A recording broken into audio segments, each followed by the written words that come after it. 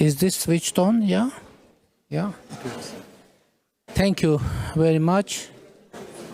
Honorable Prime Minister Garibashvili, Mr. Duclos, esteemed participants of the 6th Paris Peace Forum, ladies and gentlemen.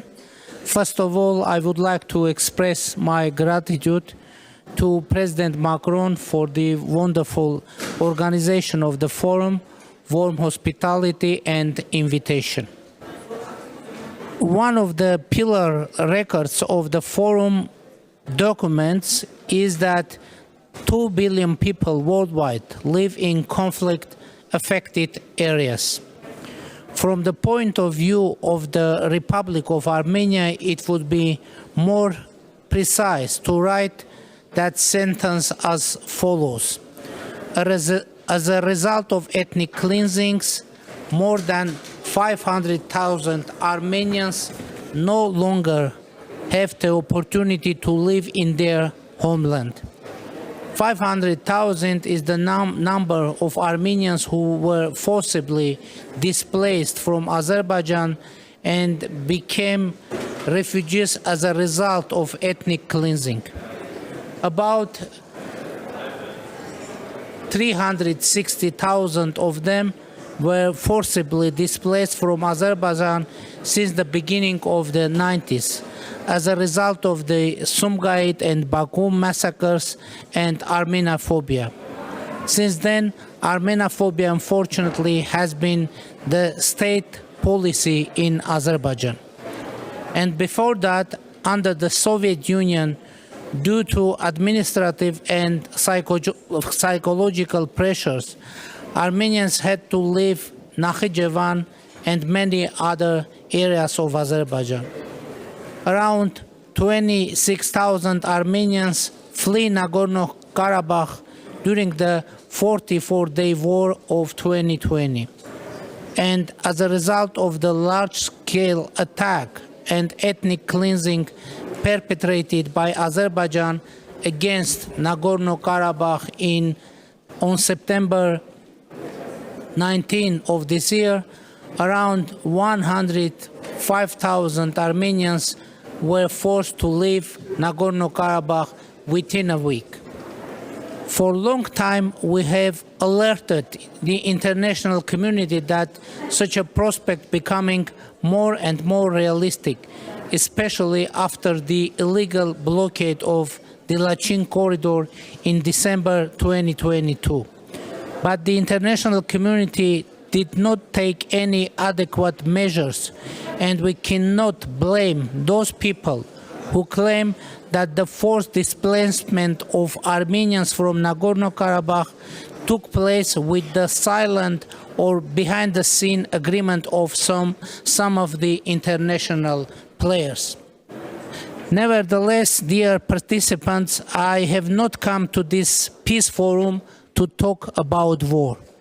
I have come to talk about peace, even though Azerbaijan has started to call the Republic of Armenia West Azerbaijan, after implementing yet the minimum of its plan of Armenian cleansing. The concept of so-called Western Azerbaijan, which is a concept of preparing a new war against the Republic of Armenia, is propagated in schools, universities, and mass media of Azerbaijan.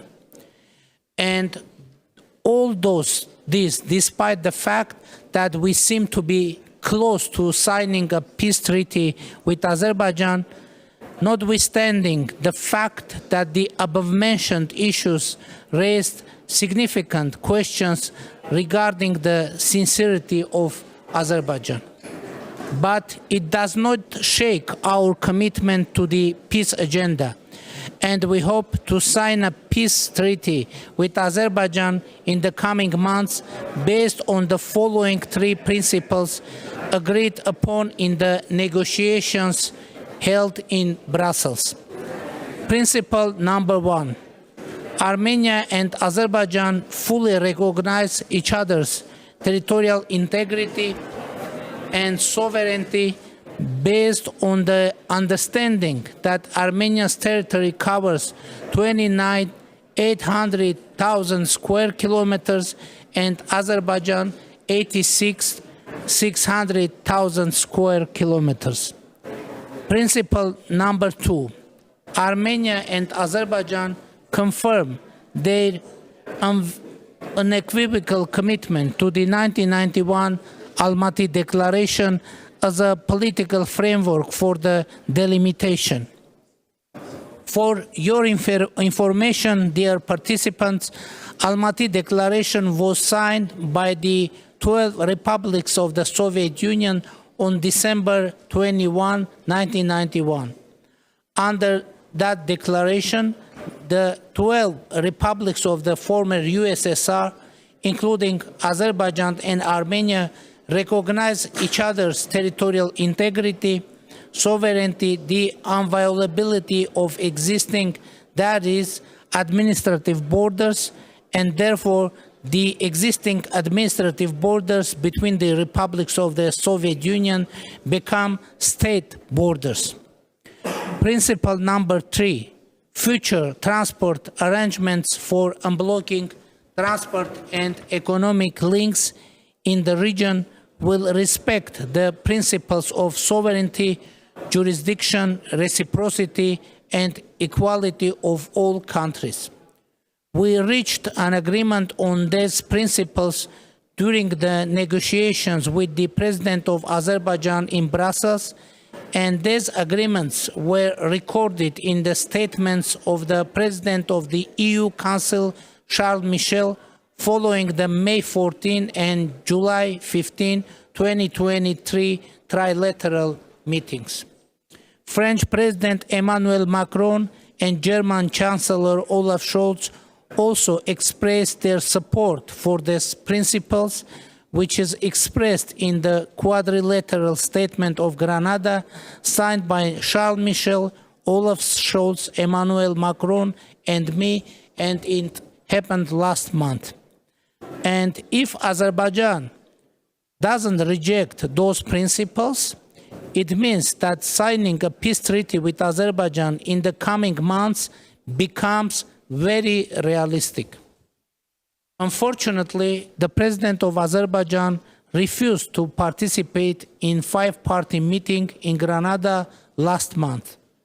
The planned trilateral meeting in Brussels in October did not take place, and I have not received an invitation to the next meeting from Charles Michel.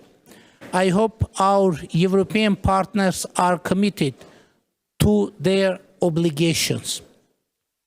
Honorable participants of this forum, our region, the South Caucasus, needs peace, which is a situation where all the countries in the region live with open borders, are connected by active economic, political, cultural ties, and have accumulated experience and tradition of solving all issues through tools of diplomacy and dialogue.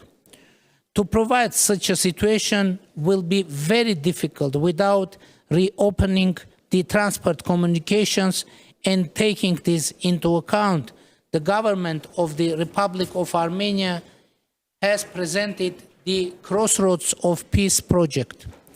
This is a plan to connect our regional countries, including Azerbaijan, Armenia, and Turkey, with railways, roads, cables, gas pipelines, power lines, or strengthen existing connections.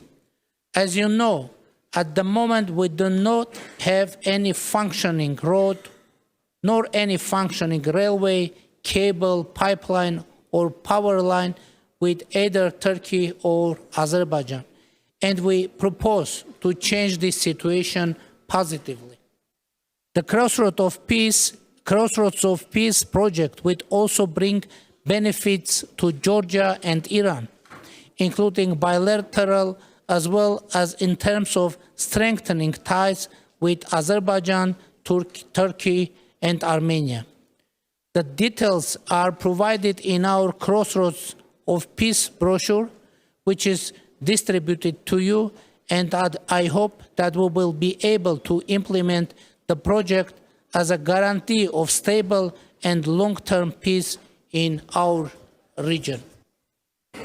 The implementation of this project will be beneficial not only for our region, but for international trade, connectivity, and stability.